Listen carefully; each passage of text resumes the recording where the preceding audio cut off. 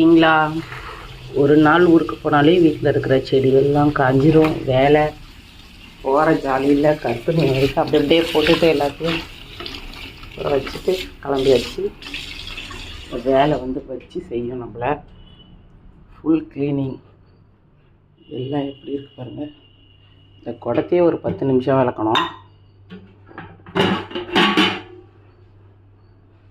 அதுக்கப்புறம் கிச்சன் ஃபுல்லாக க்ளீன் பண்ணணும். கரெக்டாக இருக்கும் வேலை. வாசலில் இருந்த செடி ஃபுல்லாக காஞ்சிருச்சு 4 நாளில்.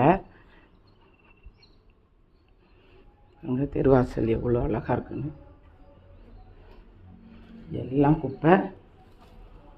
நம்மளும் தொடப்பத்தை வாங்கி ஒரு ஹேர் கட்டிங் போட்டாச்சு. தொடப்பத்துக்கு ஃபுல்லாக பெருக்கணும்.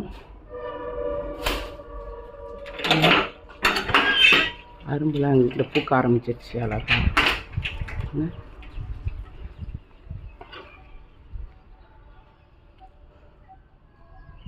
செடிலாம் எப்படி காஞ்சி போச்சு பாருங்கள். 4 நாள் தண்ணி ஊற்றாமல். 4 நாள்ன்றது ரொம்ப பெரிய விஷயந்தான், கஷ்டம்தான். ஏன்னா கரெக்டாக நடுவில் 2 நாள் தான்.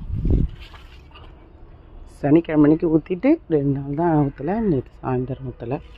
செடியெல்லாம் வதங்கிடுச்சு. எல்லாத்துக்கும் ஃபுல்லாக தண்ணி ஊற்றணும். இப்போ இதில் புதுசாக மஞ்சள் கனகாமரம் வச்சேன். இது பட்டன் ரோஸ். இதில் மருதாணி பாருங்கள், அழகாக மொக்கு வச்சுருக்கு. மருதாணி பூ. இந்த மருதாணி தாங்க எவ்வளோ அழகாக வந்துருக்கு. இன்னும் செடிக்கு ஃபுல்லாக தண்ணி ஊற்றணும். ட்ராகன் ஃப்ரூட் அழகாக தூத்து வந்துருக்கு. இப்போ குண்டு மல்லி சீசன்றனால நிறைய மொக்கு வச்சுருக்கு.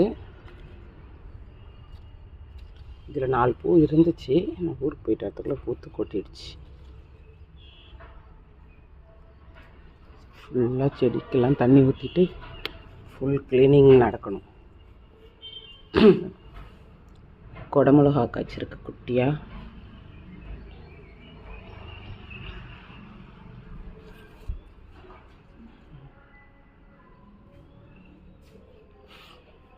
ஃபுல்லாக செடிக்கு ஃபுல்லாக தண்ணி ஊற்றிட்டு